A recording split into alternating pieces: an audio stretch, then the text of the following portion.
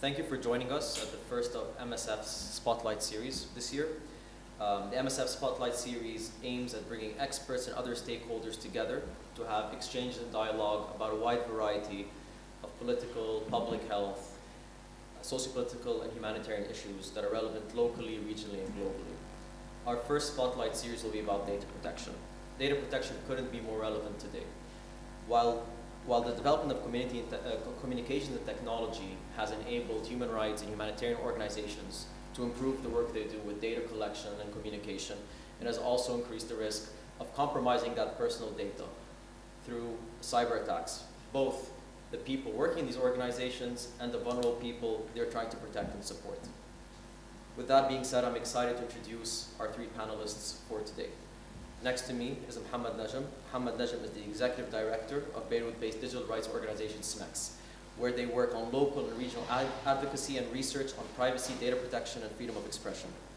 With us as well is Lama Khatib, the Human Rights Watch Middle East and North Africa Director and Director of the Beirut office. And with us via Zoom is Ciaran O Hultachain, the Privacy Coordinator at MSF International, who works to mainstream privacy as a human right and a key enabler of the movement's humanitarian and medical work. Mohamad, I'd like to start with you for our exchange this afternoon. There is clearly an absence of data protection regimes and regulation of surveillance technology in the MENA region. Could you highlight some of them for us?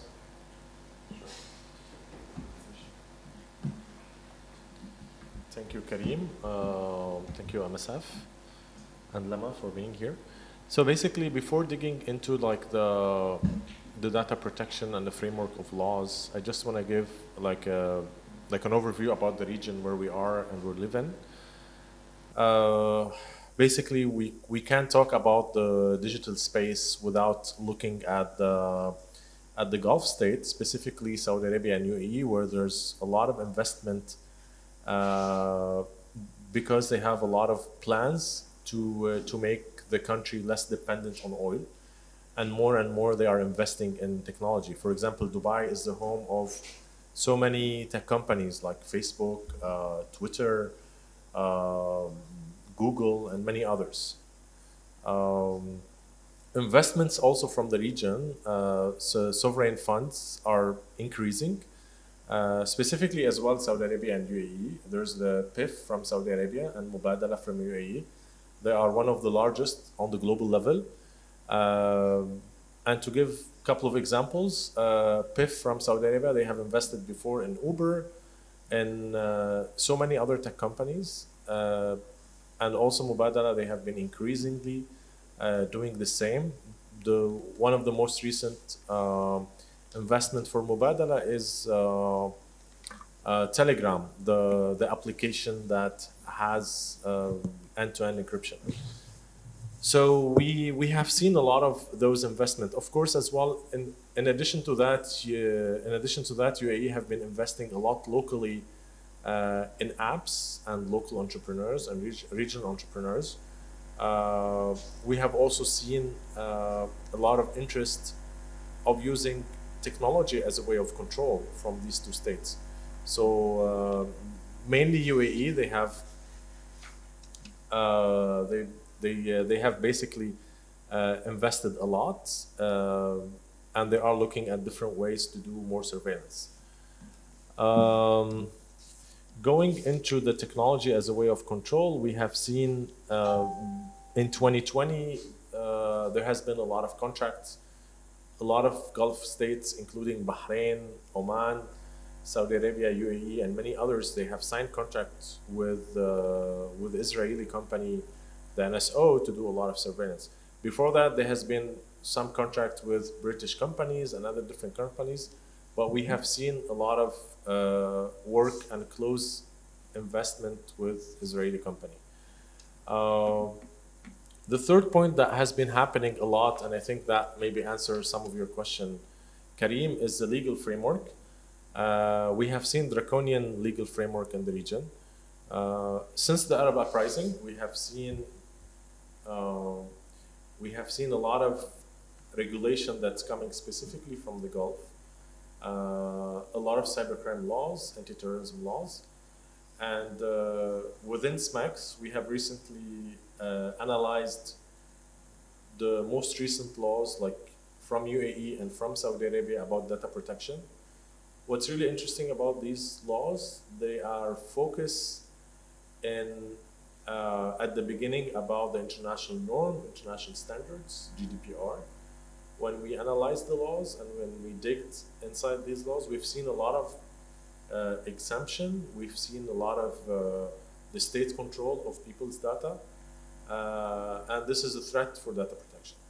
A threat not only on the citizen of these countries, but also on us, because we have a lot of projects that's coming from Google, from Microsoft. They are doing data centers in the Gulf. And those data centers need to follow local laws, which is gonna be UAE or Saudi Arabia in this case. So this is just like a brief overview about the region, and we can of course talk more in details in the second round. Thank you, Mohamad. Lama, so obviously, not only in some cases are there complete absence of data protection laws, but there's also laws that actually empower violating people's privacy and data protection. So with Human Rights Watch, what are the consequences of this? And have you seen through your research any sorts of patterns of using cyber attacks to squash or quash any sort of political opposition or any sort of dissent? And not just that, but also in late November, you discovered that your phone was targeted by an NSO attack. We'd like to hear about that experience as well, and what happened with that when you went through that. Thank you, Karim, and thank you to MSF and SMEX for hosting this event and for inviting me to this conversation. Maybe I will start with the personal and sort of go out from there and discuss the broader trends that we have been documenting and that other activists in the space have been documenting related to surveillance technologies, but also related to data protection concerns. So I have been a human rights defender for my entire career. I've started working with Human Rights Watch in 2011. And through the course of my work, I, of course, have learned quite well how surveillance technologies have been used against activists and journalists who are critical of their own governments and really trying to shed light on abuses that are taking place in the countries where they work. So in many respects, I should not have been surprised when in November I received a notification from Apple informing me that they believed that I had been subjected to a state-sponsored hack on my phone. But I was surprised. I was shocked to receive the message. I at first didn't believe the message was authentic. But after we authenticated the message and we conducted some forensics analysis on my device, we did in fact confirm that I had been targeted by a government using NSO Group's Pegasus software on at least 5 different occasions. And the attack that I was subjected to is what's called a zero-click attack. And these attacks are really nefarious because you don't have to do anything to initiate the attack. There is actually no way that I would have known that the attack had taken place had it not been for this notification from Apple. And once the software is on your phone, it can really access anything there. Your messages, your tokens, your emails. It can even capture your voice. It can take over the mic. It can take over the camera and really just act as a surveillance device. The attacks against me were between April 2021 and August 2021. And I wanted, of course, to understand which government was responsible for the attack, what data they had taken from my phone, and why had I been subjected to this attack. And unfortunately, I don't have answers to a lot of those questions. During the time that the attacks took place, I was working very intently on an investigation into the Beirut blast explosion. So I had suspicions that it was related to the work that I was doing there. But even that didn't tell me, which government may have been interested in knowing what Human Rights Watch was investigating and who we were speaking with about the blast investigation. I also have no way of knowing what data was taken off of my device. The device that was targeted was a personal device, so it wasn't connected to Human Rights Watch's systems, but I didn't know how my contacts were being used, and again, how my mic or camera may have been used to try to spy on me and to have access to, information related to the work that I was doing. We contacted NSO Group after we learned of the attack and asked them to pursue an investigation into how their technology was being used. NSO Group, continues to state that their technology is used to stop serious crime and terrorists, but the evidence really speaks to another reality. And that is that this technology is being used with regularity by governments in the region and beyond to target human rights defenders and to target journalists. These attacks, of course, they undermine the security and the privacy of the targets, but the adverse outcomes are actually much more far-reaching than that. We know that individuals that have been targeted have been detained. In some cases, they or their relatives have been subjected to torture and have even been killed. So again, I think the concern that we have, particularly in an era where more and more of our lives are accessed through our devices, is how do we keep ourselves secure? And Human Rights Watch and other organizations like us do take a number of steps to try to maintain the security of our staff's devices and to ensure that the communications with our contacts are secure and that we're not putting people at risk. But the reality is that that is not enough. What we see is that there continues to be an absence of regulation of surveillance technologies. And this is why we and others have called for a moratorium on the sale and export of surveillance technologies until a human rights respecting framework is in place. And this, may feel like a far-reaching recommendation, but this is really what is required to ensure that this technology is not used in a way that is undermining rights. And again, the self-censorship that happens, the damage to people's ability to access the truth, these things are what is at stake when we talk about surveillance technologies targeting human rights activists and others. I'll pivot just to speak a little bit more about data protection issues in the humanitarian context. And we are concerned about the growing trend towards collecting more and more biometric data in a humanitarian context, and the government's supporting of third governments to develop data collection systems to hold biometric data, and the implications that has for human rights. We've done some recent work in Afghanistan, for example, where we've seen governments, the EU, the US, international finance institutions like the World Bank, supported the Afghan government in developing a whole series of biometric databases. These databases are now in the hands of the Taliban.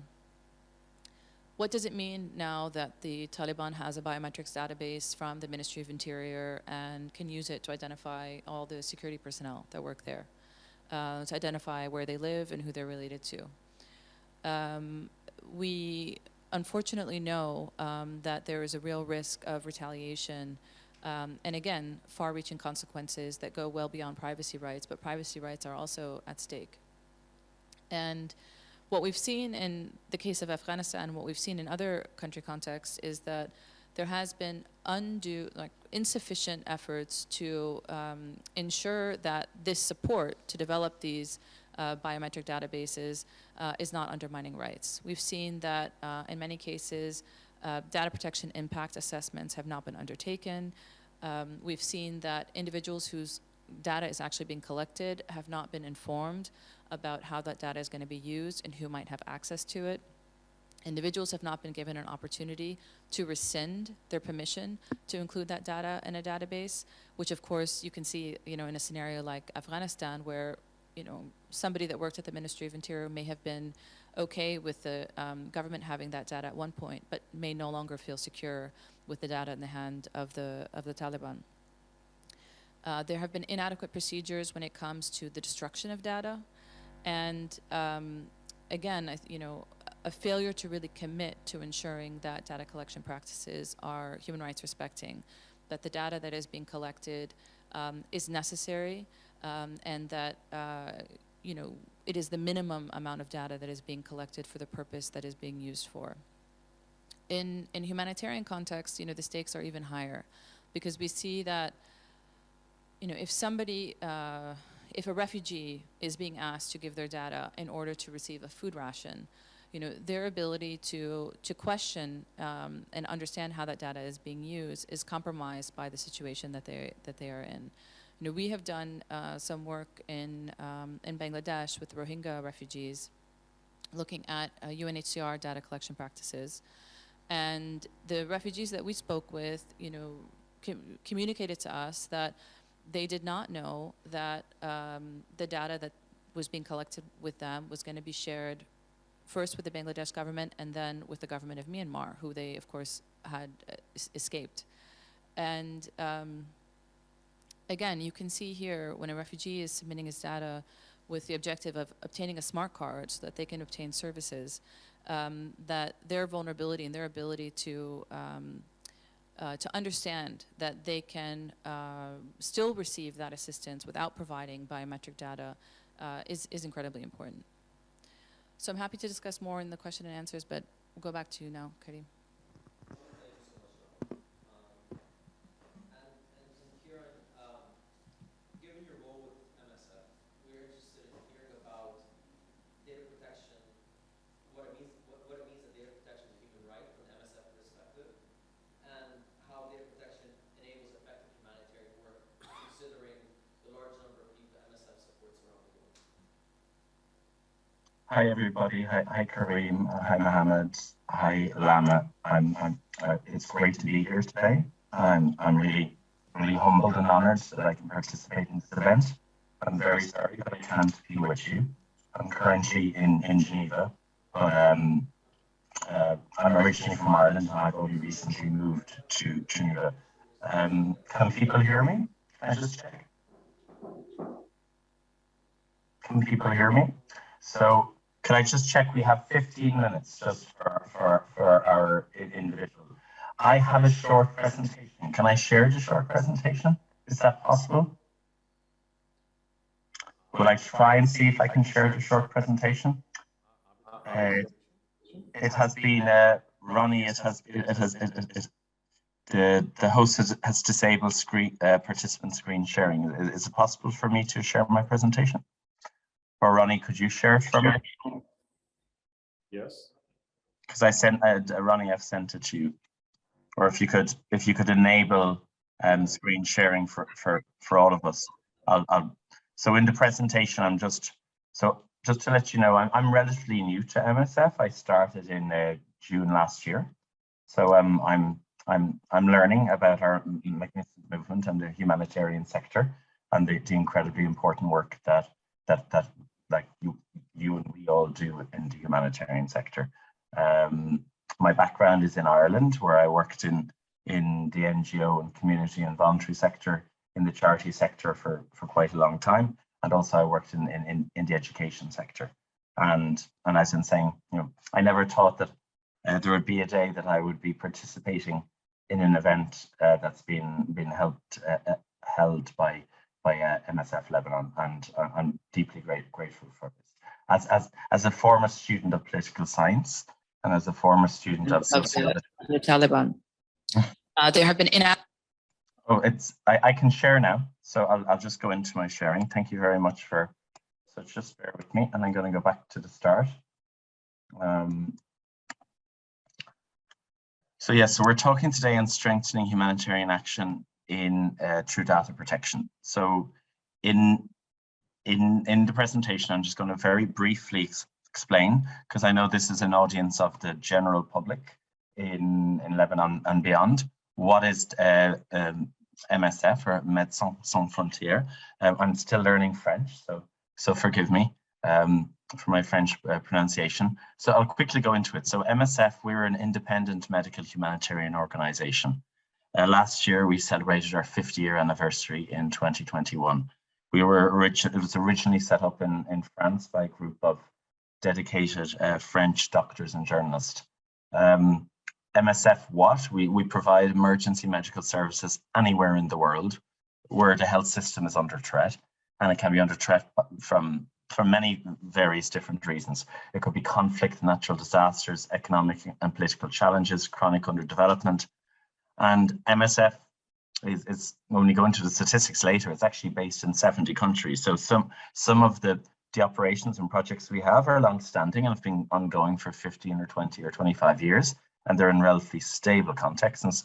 And some of our emergency medical provision is in conflict zones. So currently, MSF is in Ukraine, MSF is in Syria, MSF is in Afghanistan, MSF is in Haiti, where there was an earthquake. And if you can see the mission, we're providing life-saving medical care to those most in need. And our core goal is to save lives and alleviate suffering.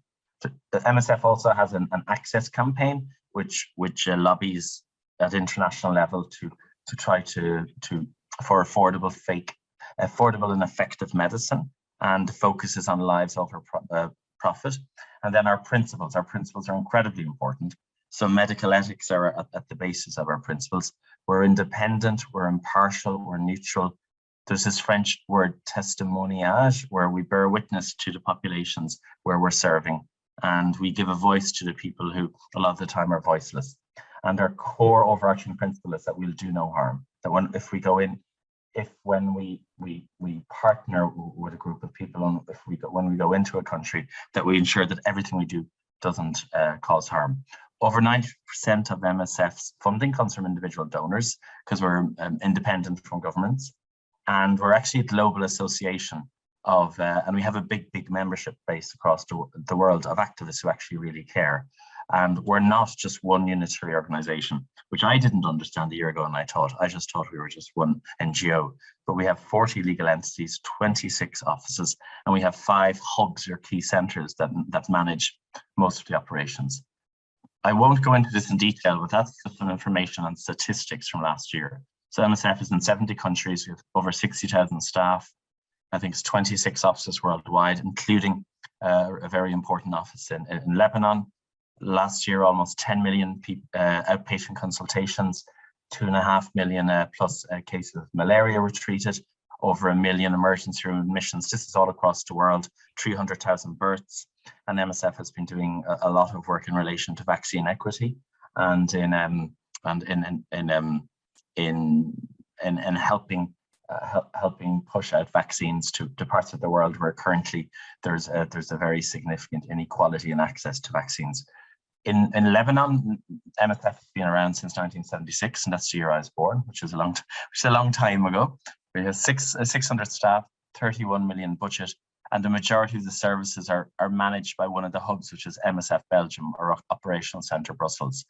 And I mean, you don't need me to tell the context, and you know the context much more than me. And I wish I could be there to understand it better. But as you know, your health system has been under very severe pressure for the past few years. There's almost 1 million plus registered Syrian refugees. There's been social and political challenges, economic collapse, and then the Beirut blast, which has placed the health system under really severe stress. And MSF is currently in Lebanon providing access to free quality healthcare for vulnerable people, refugees, migrant workers, reproductive health, general intensive care, vaccinations for children, and COVID vaccination campaigns in nursing homes and in prisons. So then, just very briefly, I'm going to explain what is privacy, what is data protection, and why this is really important for humanitarian action. And some of the things that I'll mention here, I think, will echo or reflect what you were saying, Lama. So privacy is a fundamental human right, and it's based on the idea that there's this part of our life, there's a part of your individual life where you have a right to live free from arbitrary interference from a government, from a state, from a corporation, and that you have a right to choose, a level of personal space. You have a right to have a home that's protected and that isn't intruded upon. and that you have the liberty to decide who you're going to love, who you're going to have a family with, what information you choose to share about yourself to the world, to the state, to companies, to organizations. And I know both Mohamad and Lama were talking about surveillance, and surveillance is becoming more and more of a threat and a key issue. Now, I'm very fortunate and lucky to live in Europe, where we do have more strengthened privacy rights. But privacy rights are there to protect public from unlawful and unnecessary government or corporate surveillance of our personal communications. And we have to remember because sometimes people will think privacy is a very elitist, bourgeois concept for rich people, or people who actually have very little else to concern about. People who don't actually have to worry about, do I have shelter? Do I have food? Do I have access? Do I have healthcare? Do I have access to a roof over my head? But actually, privacy, I mean, the concept of privacy across the world developed from the idea of the medieval or feudal times, when a serf was actually the property of their landlord, where people didn't have individual rights or freedoms, where you were basically a slave. And there's still sections of the world where people are treated as slaves, and where they don't have this idea that we have a fundamental area to practice what it means to be human, where we can't be interfered with, it isn't respected. If you look at privacy, the timeline, the UN declared privacy as a human right way back in 1948. There's a European Convention on Human Rights. In the US, there was a Privacy Act that dealt mainly with the government and how the government collected people's data. And then the League of Arab States, in the Arab Charter on Human Rights, privacy was actually included in that in 2004. Now I'm going to just explain the difference between data protection and privacy, because a lot of the time they're conflated and people don't necessarily understand the difference. And this is where it gets a little bit technical, and this is where sometimes it can be alienating and people can find it off-putting and abstract and a little bit boring. But actually, if it's explained properly, I think data protection has been really poorly communicated to people. So it's communicated at a very abstract technical level where people can't really understand what it means. But for an organization, so I'm an MSF, for any organization, any government organization, any private sector organization, any charity or NGO, data protection is a set of organizational and technical measures that are put in place by that organization. So their policies, their procedures, their legal contracts, their systems, their staff behaviors, and they're to protect personal data. So personal data is any data that can identify a living human being. If the data can't identify a living human being, then it's not considered personal data. And it's a piece of data that on its own or with another piece of data could identify a human being. So data protection, it's legal, it's technical, it's procedural, but it's also immensely, immensely personal. It's what we do habitually in our daily lives. And at work, it's really important that organizations take data protection seriously and that they protect the data of their customers, their clients, their patients, as in MSF that we're dealing with in communities, and also the staff as well. We'd mentioned the European Data Protection Regulation, which is the landmark, I suppose, legal framework across the world for data protection that was brought in 2018, and it has what's called territorial scope. So it doesn't just apply in the EU; it applies anywhere in the world where personal data of EU citizens is being processed by an organization. And then, the Electronic Transaction and Personal Data Act is actually from Lebanon in 2018. I forgot to put in Lebanon there. So just what are the key fundamentals? And these are a lot of times people say, okay, this is all well and good. You're saying we should protect personal data, but what do you actually mean in practice? And there's a few things we have there. First of all, data protection is based on a set of core principles, and I will briefly talk about them in a moment. But the main things that any organization, and MSF needs to do this, Human Rights Watch needs to do this, any company that you're dealing with or any government should be doing this. First of all, keep a data register of what data you hold, and that has to say what data you hold, where it is, and why you hold it. That's the first step.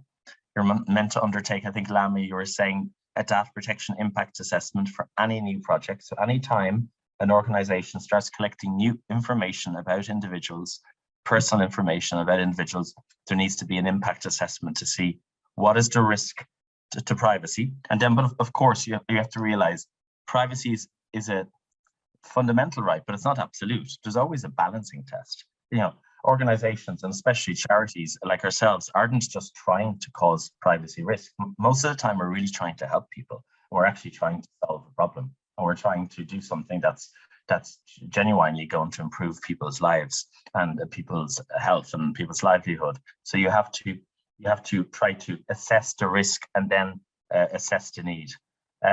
You need to evaluate your vendors for their data protection. So every organization now uses hundreds and hundreds of vendors to process that personal data on your behalf. So currently we're using Zoom, and Zoom is a vendor. And so we have to ensure that if we're using vendors, that they can demonstrate that they actually have taken data protection seriously. And then there's the securing your data as much as possible. So an element of data protection is data security, and that we do it as much as we can to ensure that the technical and IT systems we're using and that the procedures and processes we have are going to respect confidentiality. And then there's the basic thing that every individual has to take into account is just be extra careful with your data. Don't leave it open. Don't leave lots and lots of files on your desk with very, very sensitive data. Don't leave files that should be locked away open. Don't have a laptop with that isn't encrypted and that doesn't have an access code. And do whatever you can as an individual, but also as an organization, to show that you're trying to take this seriously. And then there's sensitive data. Most data protection law will define sensitive data as data that's extra sensitive, and that can actually, if it gets into the wrong hands, could actually cause serious risks to those individuals. So that's any data related to your medical history, any data related to your religion, your race, your sexuality, your sex life, your politics, and I think you've also said, Lama, biometric data or GPS data, which can actually pinpoint you where you are. And then the final step is we always have to have an effective process to manage personal data breaches, because breaches will happen, but organizations have to demonstrate that if breaches do happen, then we have to have a process to ensure that we can effectively deal with it. I mentioned data protection principles. In MSF International, and I work for MSF International, which is like the secretariat for the movement, we have 10. I'm not going to mention the 10 because 10 is far too much. We don't have time. But I'm just going to mention 4 of these. The first one overall is that our principle of do no harm. So number 1, you can see there, like when we're processing personal data, we have to make sure that what we're doing isn't increasing harm to individuals, that it's not reducing their rights, that it's not putting them at further risk. So everything has to be based about do no harm. Then number 3 there is very important. It's called purpose specification. So when an organization collects data for one specific purpose, that purpose needs to be documented, that there needs to be a strong rationale for that purpose. And you can't just collect the data for one reason and then decide to use it for another reason, which in the past, before we had strong data protection laws, most organizations, and I'm just saying the organization that I used to be in University College Dublin, and almost every organization I ever knew, they collect data just in case. So it might be helpful to collect that data, and they'll collect as much data as they can think, because they think, sure, the more data you have, the better, because you can have better insights and you can do better analysis. But no, so something quite basic. If an organization has CCTV cameras outside in its premises, and if the purpose, the legal basis of that is to stop crime, is to ensure that there's no criminal theft or that somebody doesn't break into it, you can't then use that for another purpose, such as monitoring your employees to check and see whether the employees are starting at the right time, or finishing at the right time. So there always has to be a specific purpose, and you can't just change your purpose just because you feel like it. And then the 4th one is data minimization, which is crucial. And this is, a lot of people think confidentiality and data protection is the exact same thing, and it's not. The less we collect extra confidential data, the less then we need to put in all of these the systems in place to ensure that the data is safe. So I think, as you were saying, when you're collecting data, you might say to yourself, okay, we need the person's name, we need the person's, possibly their date of birth, and we need their email address. But do we actually need to know, their nationality? Do we need to know their health status? Do we need to know extra information? Do we need to know their family information? Do we need to know, so it's about when you're developing a new process, only collect the minimum amount of data that will help you achieve the goal you want to achieve. And don't start collecting lots and lots of extra data just because you think it's helpful to collect it. So purpose specification and data minimization are really important. I won't go through the rest of the principles. How much time do I have? Because I'm finishing up now. I'm just going to bring it back to data protection and humanitarian action, because this is really important. So it's important to say it, and I mean, I have training now in data protection law, but my background isn't actually, I'm not a lawyer. My original training was in politics and social science and statistics, so I understand data. But a lot of the language of data protection can be very alienating and very abstract. And I just think data protection law has been really poorly communicated to ordinary people. A lot of the time when people talk about data protection, they talk about the word compliance, compliance, compliance, and the amount of people who actually care about compliance, the amount of people who are, compliance is never going to change hearts and minds. The amount of people who go to bed thinking about compliance and wake up in the morning thinking about compliance are very, very small numbers of people who are maybe compliance geeks or nerds.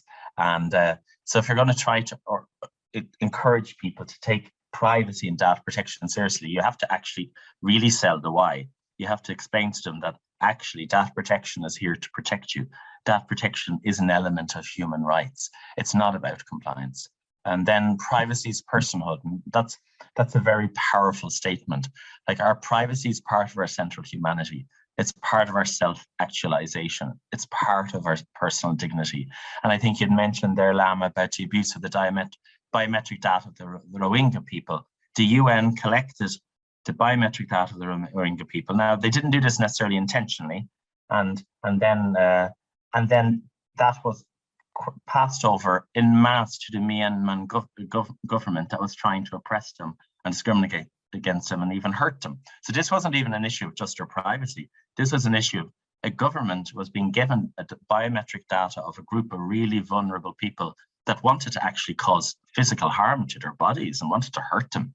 And that shows why taking privacy seriously. And, you know, why did they need the biometric data? Did they need that information? If they'd used data minimization, maybe they wouldn't have collected that amount of data. And then data protection is actually a broader issue of equality, diversity, inclusion, human rights, and justice. There's a misconception that data protection is elite driven and that it's top down and it's coming from the legal profession and it's coming from lawyers. And I mean, I understand this, because you very rarely see people marching on the streets for their rights, saying we want our privacy rights. But people do march on the streets for anti-racism. People do march on the streets. Women march on the streets for their rights. People who are being discriminated against, dictatorial governments will march on the streets.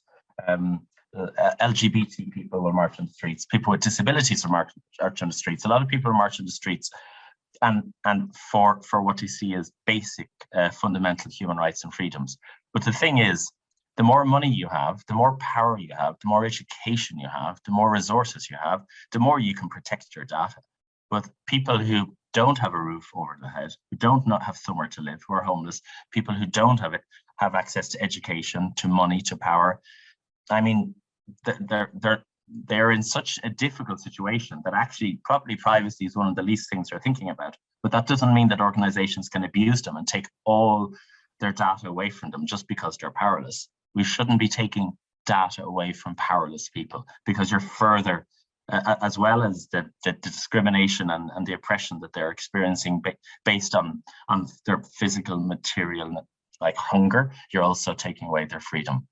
And then the final thing is data protection and humanitarian action. Like, every organization is on a journey. Data protection is a relatively new concept. And, you know, organizations are learning, and they're learning from a very low level, and it's a steep learning curve. And let's be honest, the type of data protection law that was developed in the GDPR or developed in Lebanon is developed mainly for private sector organizations, or for government organizations, or for organizations that are providing services to people, but not for humanitarian organizations in crisis situations, and that could be in a conflict zone. So we're all learning to say, how can we respect the privacy fundamentals? How can we ensure okay, the data protection that's going to be put in place in a university isn't the same as the data protection that's going to be put in place. And as I had said there, privacy is fundamental but not absolute. Data protection in an emergency conflict zone will never be the same as a hospital in France, in Ireland, in the USA, in South Africa, in Australia, and Hong Kong or Brazil. But there still needs to be some basic fundamentals that we don't absolutely abuse people like we did of the Rohingya people, and that we have to try to understand what are those fundamentals, what are those ways that we can protect people, and we can do the minimum to ensure that we're not doing further harm. Thank you very much. Thank you so much, Ciaran. And yeah, we do that to better protect ourselves. I mean, just by what you went through, that digital security is becoming part of HRW's wider mandate in its research in recent years. So what can we do to protect ourselves better? Thanks, Karim. So I agree with what Mohamad has said. I mean, I think civil society organizations definitely have a role to play. There is power in people speaking out when these attacks happen to really, present the reality that no, this is not a technology that is just being used to, track down terrorists, but rather it is having this really nefarious effect. And I think the more and more these stories come out, and it's not just activists and journalists that are being targeted. Macron was targeted. We saw State Department officials from the U.S. government have been targeted. On and on and on. I mean, number of Lebanese government officials have been targeted. We need to present an accurate picture of what is happening. There is ongoing litigation against some surveillance companies by individuals who have been targeted, and by institutions, Apple, WhatsApp. They have been pursuing lawsuits because of how their clients have been targeted using surveillance technologies. Litigation is important. Accountability for these abuses is important. There is a role that governments can play in also ensuring that their tech companies are not being used by surveillance companies in the furtherance of their development of their technology. So the export controls is important, sanctions. There is much more that governments can be doing to protect their citizens from these types of attacks. And again, we need global regulation of this industry, which is currently lacking. So I know it is difficult to speak out. I think it is important for people to do so, even if they want to do so anonymously, so that, again, we can be presenting a more accurate picture of how these technologies have been used. And it is my belief that, what we know is really the tip of the iceberg, and that, the full extent of it is actually much more widespread. And I think, this should concern us all. Thank you. And Ciaran, would you like to add anything? Maybe share some resources on how we could better protect ourselves going forward as this becomes clearly a more concerning and pressing issue. Apologies for going over a bit on my presentation. I couldn't actually see. I couldn't see the chat and the time. I think when you're talking about data protection risk, there's a range of different risks. So a lot of the time, with regard to data protection, people make just individual error, where people make individual mistakes because they actually just don't have awareness, and organizations haven't invested in training and awareness and actually building up the capability. So there is that. There's also that a lot of organizations just don't invest in privacy or data protection and don't think it seriously. And then of course there's what we're talking about. There's actual hacking and malicious intent by nefarious actors. And like it's a very difficult situation, because some of these actors are very well resourced, and they have some of the best minds in IT technology. And just to give an example, in my country, in Ireland, last year, it was in April or May, that the National Health Service was attacked by it appears by a Russian-based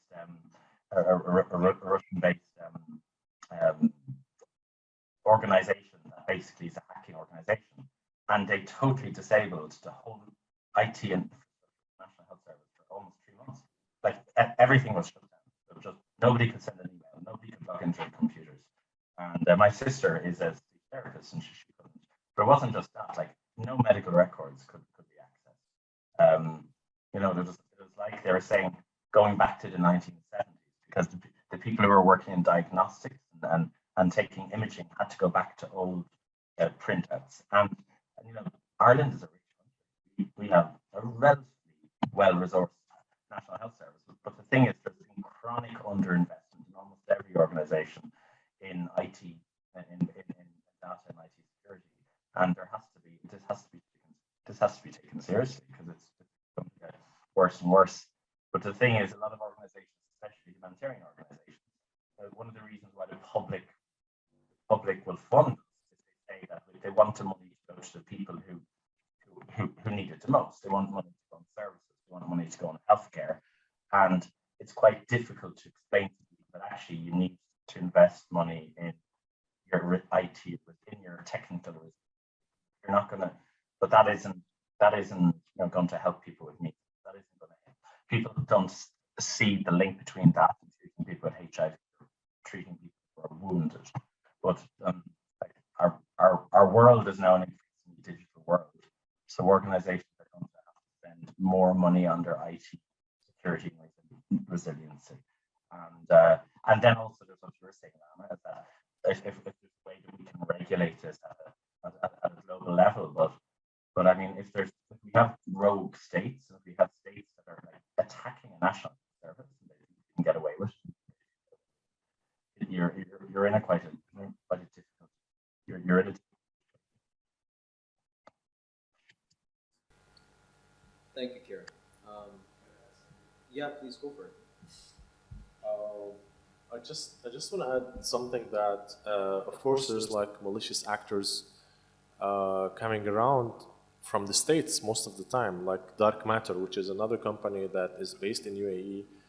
They kind of liked the NSO model, and they're trying to do the same on a local level in UAE. So that is happening, and unfortunately, I don't see like the legal framework that is coming out from each Arab state country is kind of protective for data protection. So there is an issue on the legal framework. But also from another angle, I see a bigger role for the tech companies where they really need to do human rights due diligence. Like we have talked to Google before about Saudi Arabia because they are doing data center. They said they have done due diligence, for example, on human rights. So we really want to know what kind of human rights due diligence they have done on Saudi Arabia, because they just published their data protection law and it's horrible and there's no protective in the data protection law. So we really need to chase these tech companies. And the threat on data protection is not only happening because of hacking, it's happening because of these processes that exist and the normal collection of data that's happening between tech companies and the state have access to it.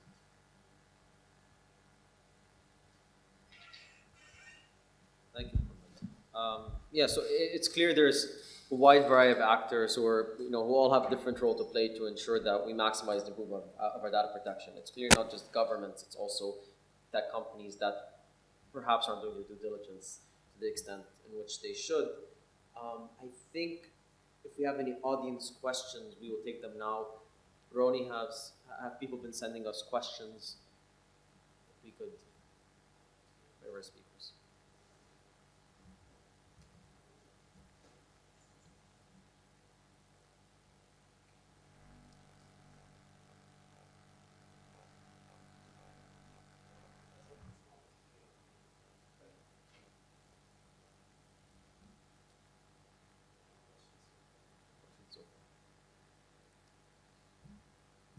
Lama, I wanted to ask about your experience again with what happened with your phone and so on. So did the HRW sort of take further action after these initial inquiries? Is this an ongoing sort of thing? And has this happened with other HRW staff? There have been cases where it's happened with Amnesty staff, for example. I believe there was an incident in late 2018, for example. Has there been an increased pattern among HRW and allied organizations in the past couple of years? Thanks, Karim. So there are a number of steps that we took after we learned about the attacks against my iPhone, and they did include also checking the devices of a number of other staff who our security team deemed to be high risk, including the staff that I work closely with. And we did not find evidence of any other attacks against any of our staff, which was, we were happy to see. At the same time, I think in terms of my Lebanese device, I also took more, efforts to minimize the data that was on the device. So, I mean, my phone now is really devoid of any applications. It's just a phone. And the data minimization was really the best way for me to protect against this type of attack, because, there's no way to stop the attack, and it can happen regardless of you're not doing anything. So I think we did institute sort of some other protocols, which we're not able to sort of discuss our security protocols in detail just to maintain the efficacy of them. But data protection is something that the organization takes very seriously, both in terms of the staff's data, the way that staff collect data, and the way that data is stored. And this, I think, really is very similar to what we're seeing with organizations like MSF. In terms of whether this is a broader trend, we are receiving, and more information is being published about activists and human rights defenders being targeted, particularly in the region, and particularly women's rights defenders. And we've seen that the attacks against women's rights defenders are, they're targeted in particular ways. The fact that they are residing in patriarchal cultures, where the fact of their activism is critiqued just by virtue of the fact that they're women, is being exploited to undermine them. And again, my concern is that this is going to result in people opting out. That people will be more afraid to engage in the activism that we need them to do to advance rights in the region. Thank you, Lama. And I guess perhaps we can wrap this up with Mohamad. What are some practical steps individuals can take? People that don't necessarily have political power or aren't, don't have the advanced necessary technology to protect themselves. But many people have smartphones now. Many people engage, online, share a lot of their personal data, whether or not they know that they are. What are some practical steps that individuals can take to protect their data going forward to minimize the potential risk of these attacks, or to at least mitigate the damage of a possible cyber attack?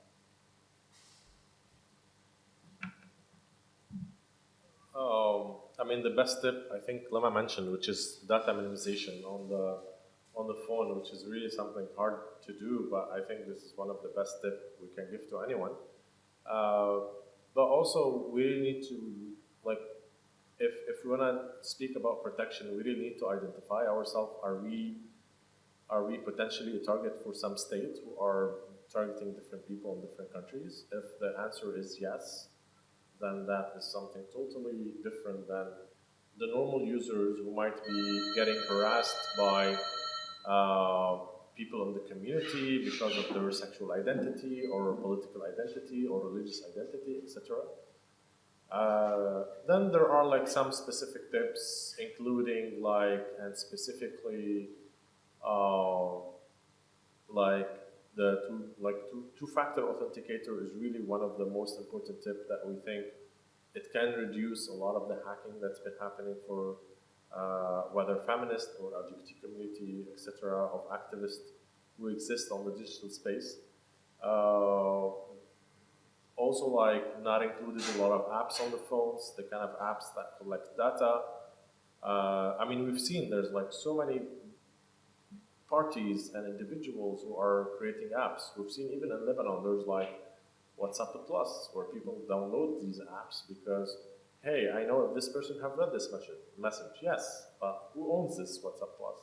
Because you're putting a tunnel on the WhatsApp, so all the message that you send goes through this tunnel, and you don't know who's behind this app. So there's basic questions to also locking the phone with a passcode and not with your with your eyes or like different kind of passwords. So we always publish regularly about these tips. They have them exist online, and I think my colleague now can post some of them on the Zoom as well about all the protections. So yeah, I mean, there's so many protections that people can do, and really depends on the target and the individual. That wraps up the first MSF Spotlight series. Thank you to MSF